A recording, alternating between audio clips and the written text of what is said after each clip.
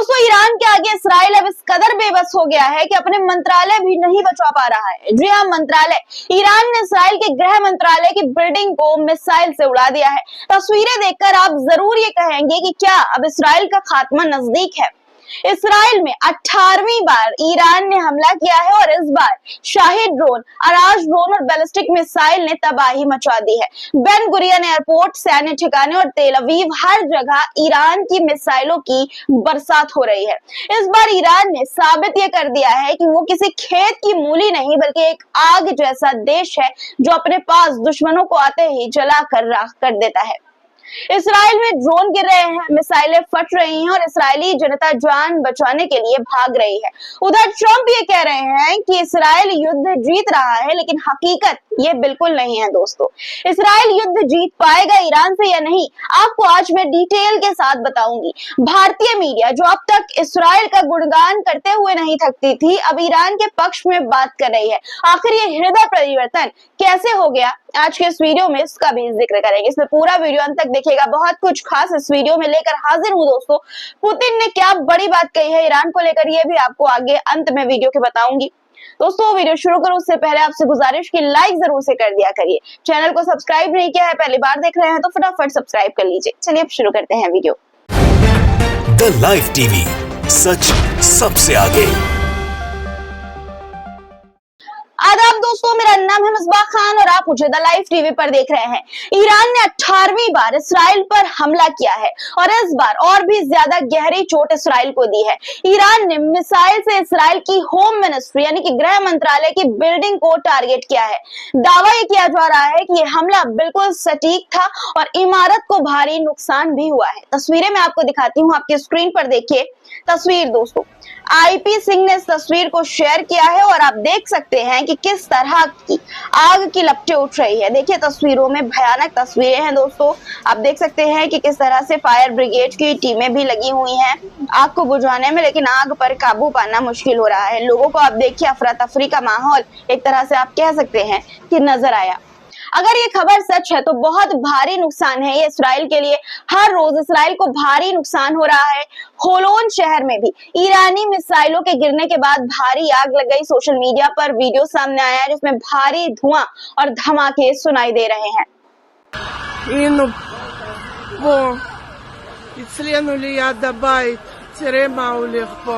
दोस्तों ईरान के इस 18वें हमले की लहर में तेल अवीव में एक ईरानी मिसाइल सीधे अपने लक्ष्य, अपने टारगेट पर टकराई है। धमाका इतना जोरदार था कि आसपास की बिल्डिंगें तक हिल गई। तस्वीरें देखिए, दो तस्वीरें तेल अवीव से सामने आई है।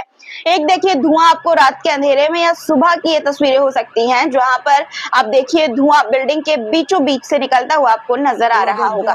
एक और तस्वीर देखिए, ये भी तेल अवीव की बताई जा रही है और बताया गया है इस वीडियो को शेयर करते हुए। आप देखिए पहले वीडियो, इस वीडियो को शेयर करते हुए ये बताया गया है कि इसराइल के तेल अवीव पर आज ईरानी मिसाइल हमले के बाद का ये पहलू है जो आप स्क्रीन पर अपने देख पा रहे होंगे। दोस्तों तेल अवीव के सेंटर में मिसाइल गिरने से कई इसराइली घायल भी हुए हैं। कई रिहायशी अपार्टमेंट में लोग अंदर फंसे हुए हैं, ये खबर सामने आई है। स्क्रीन पर देखिए, वीडियो भी है आपके स्क्रीन पर देखिए कि किस तरह अपार्टमेंट में देखिए आप बीच में आग लगी हुई है। भयानक तस्वीरें हैं। फायर ब्रिगेड की टीम आग पर काबू पाने की कोशिश भी कर रही है। हालांकि दोस्तों आग इतनी भयानक है कि आसानी से इस पर काबू नहीं पाया गया होगा। ईरान की रेवोल्यूशनरी गार्ड ने भी जानकारी ये दी है कि हमारी 18वीं मिसाइल लहर में बेन गुरियन हवाई अड्डा, सैन्य अड्डे और रणनीतिक ठिकानों को निशाना बनाया गया है। इस हमले में शाहिद 136 ड्रोन, बैलिस्टिक मिसाइल और अराश 1 और 2 ड्रोन का इस्तेमाल किया गया है। आपकी स्क्रीन पर देखिए ट्वीट भी है, आप देख सकते हैं इसमें ये जानकारी दी गई है। दोस्तों ईरान की स्ट्रेटेजी देखिए। अब ईरान पहले इस्राएली ठिकानों की ओर कई अराश 1 और 2 ड्रोन लॉन्च कर रहा है। पहले मैं आपको तस्वीरें दिखाती हूँ। देखिए ये लॉन्च करते वक्त की तस्वीर है ड्रोन को।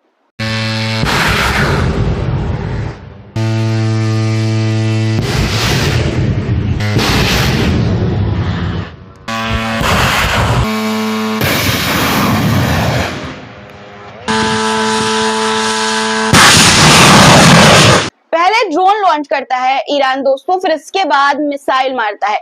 ड्रोन पहले से इसराइल के डिफेंस सिस्टम को जाम करने की कोशिश करते हैं, भटकाने की कोशिश करते हैं ताकि मिसाइलें सीधे जाकर निशाना भेदे। यानी कि ईरान पूरी प्लानिंग और टेक्नोलॉजी के साथ युद्ध के मैदान में उतर चुका है इस वक्त। इन हमलों को देखकर इसराइल बचाओ दल हार मानते हुए अब दिख रहे हैं। दरअसल ईरानी ड्रोन की टक्कर के बाद बेत शियान शहर में भीषण आग लग गई। तस्वीरें देखिए आपकी स्क्रीन पर, आप देख सकते हैं कि किस तरह से भयानक आग आपको इन तस्वीरों में लगी हुई नजर आ रही होगी।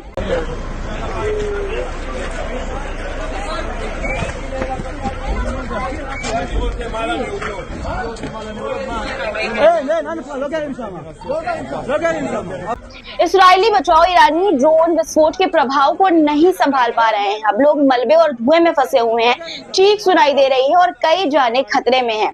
वहीं खबर ये भी है कि ईरानी न्यूज एजेंसी मेहर के अनुसार कोम शहर में इसराइल से जुड़े 22 यानी कि 22 संदिग्ध जासूस गिरफ्तार किए गए हैं। ये सभी मोसाद या अन्य इसराइली खुफिया नेटवर्क से जुड़े बताए जा रहे हैं। यानी कि दोस्तों ईरान न सिर्फ हमला कर रहा है बल्कि अंदरूनी सफाई भी कर रहा है, वो भी बिना रुके बिना डरे। दूसरी तरफ दोस्तों ईरान से भी आज कई दुखद खबर सामने आई है। ईरान और इसराइल के बीच जारी संघर्ष का आज 9वां दिन है दोस्तों, और आज इसराइली सेना ने ईरानी सेना के कमांडरों को मारने का दावा किया है। इसमें drone unit, IRGC, Quds force और IRGC के फिलिस्तीनी मामलों से जुड़े अधिकारी शामिल हैं।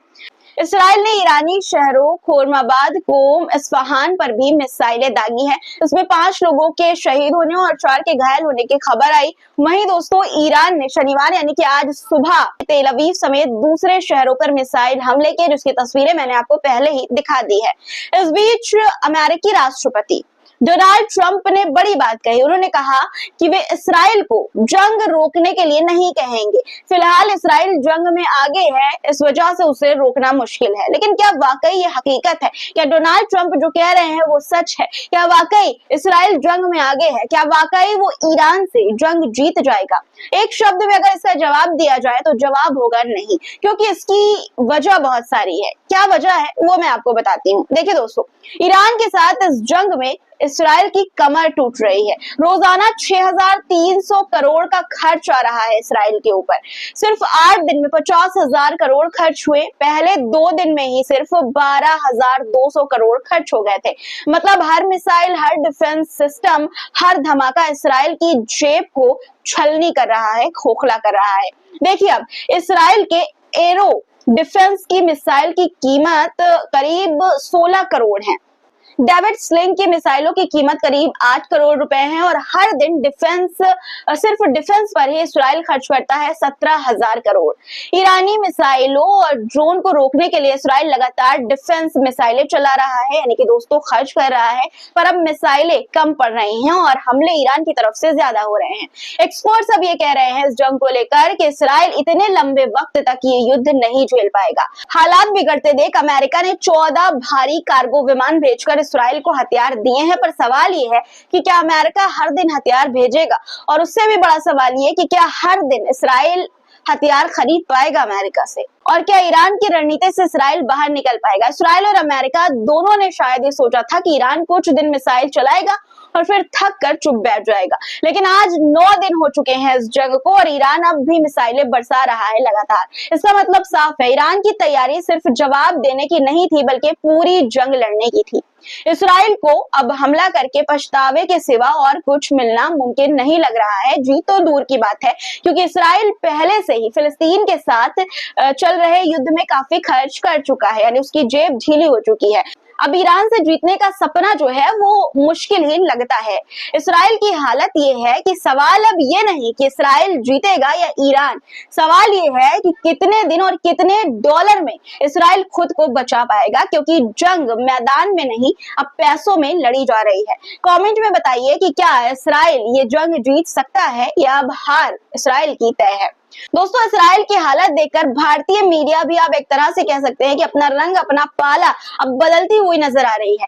पहले जो भारतीय मीडिया इसराइल का गुणगान करते नहीं थक रही थी, अब वही मीडिया ईरान की तरफ झुकी हुई नजर आ रही है। ईरान को लेकर बात कर रही है कि ईरान इसराइल पर भारी पड़ रहा है। यकीन ना हो तो आप खुद देख लीजिए। पहले इजराइल भारी दिख रहा था, अब ईरान ने बाजी पलट दी है। गुरुवार को ईरान ने इजराइल के डिफेंस सिस्टम को भेदते हुए 4 शहरों पर ताबड़तोड़ हमले किए। ईरान का यह हमला आज भी हुआ है। दोस्तों, अब इनके जो थंबनेल्स हैं वो भी ईरान की तरफ झुके हुए नजर आ रहे हैं। स्क्रीन पर तस्वीरें आप देख पा रहे होंगे। और हो भी क्यों ना दोस्तों, ईरान के आगे इसराइल के लोग ही अब सॉरी बोल रहे हैं। जी हाँ, बिल्कुल सही सुना आपने।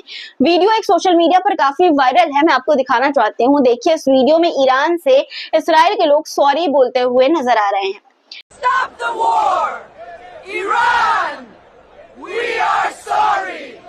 We want peace! इस वीडियो को लेकर दोस्तों बताया जा रहा है कि शायद ये वीडियो जो है जून का ही 2025 जून या उसके आसपास का है, जब ईरान द्वारा इसराइल के होलोनेस्ट क्षेत्र पर मिसाइल हमला किया गया था, तब आसपास का ही बताया जा रहा है। वीडियो में इसराइल के अंदर विरोध प्रदर्शन हो रहा था, जहां लोग इसराइली झंडे और एंड द वॉर जैसे पोस्टर लेकर सड़कों पर निकले थे और दोस्तों ईरान से युद्ध रोकने की सॉरी कहकर मांग कर रहे थे। दोस्तों, इस संघर्ष में दोनों पक्ष, ईरान और इसराइल के अपने अपने तर्क और अपने अपने दावे हैं, लेकिन सबके बीच ये जो सारी चीजें हैं, सबके बीच सबसे अहम आवाज उठ रही है, जंग नहीं अमन चाहिए। अब बात दोस्तों रूस की करते हैं। रूस के राष्ट्रपति पुतिन ने इसराइल को साफ शब्दों में कहा है कि ईरान परमाणु बम नहीं बना रहा है। हमने कई बार इसराइल को यह बताया कि ईरान के पास परमाणु हथियार बनाने का कोई सबूत नहीं है। ना तो ईरान ने कभी परमाणु बम बनाने की कोशिश की है और ना ही IAEA को कोई सबूत मिला है। पुतिन ने यह बताया कि ईरान के सुप्रीम लीडर ने एक फतवा यानी कि धार्मिक आदेश जारी किया है, जिसमें परमाणु हथियार बनाना हराम बताया गया है, यानी कि ईरान खुद अपने धर्म और सिद्धांतों के अनुसार ऐसे हथियार बनाने के खिलाफ है। पुतिन ने यह भी कहा कि ईरान को शांतिपूर्ण उद्देश्य के लिए परमाणु तकनीक इस्तेमाल करने का पूरा हक है और रूस इस मामले में ईरान की मदद करने को तैयार है। पुतिन के बयान का मतलब साफ है दोस्तों कि इसराइल बार बार जो दावा करता है कि ईरान बम बना रहा है, अमेरिका बार बार जो दावा करता है कि ईरान बम बना रहा है, परमाणु बम बना रहा है, वो सिर्फ एक बहाना है और अब ये बहाना रूस के सामने नहीं चलेगा। ये जंग का सिर्फ बहाना है, सत्ता बचाने का, कुर्सी बचाने का सिर्फ बहाना है। अब यूक्रेन को लेकर रूस के एक हिला देने वाले, खलबली मचा देने वाले बयान की बात करते हैं। रूसी राष्ट्रपति पुतिन ने कहा है कि पूरा यूक्रेन हमारा है। रूस के राष्ट्रपति पुतिन ने एक कार्यक्रम में ये सनसनीखेज बयान दिया। पुतिन ने इस बयान में रूस और यूक्रेन के लोगों के बीच समानताएं बताते हुए कहा कि रूस और यूक्रेन एक जैसे हैं। उन्होंने कहा कि अगर आप इस तरह से देखें तो पूरा यूक्रेन हमारा है, लेकिन रूस ने कभी किसी देश की संप्रभुता पर सवाल नहीं उठाया।